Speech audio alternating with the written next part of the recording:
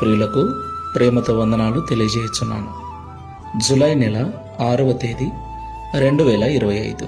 ఈరోజు దేవుడు మనకు చేస్తున్న వాగ్దానం ఏమిటనగా యెషయా గ్రంథము 66వ అధ్యాయము 2వ వచనం.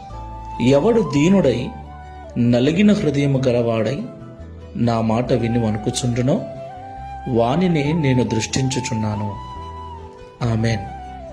నా ప్రియమైన సహోదరి సహోదరులారా, యెహోవా కన్నులు భూలోకములో నివసిస్తున్న మానవుల వైపు చూస్తూ ఉన్నాయి.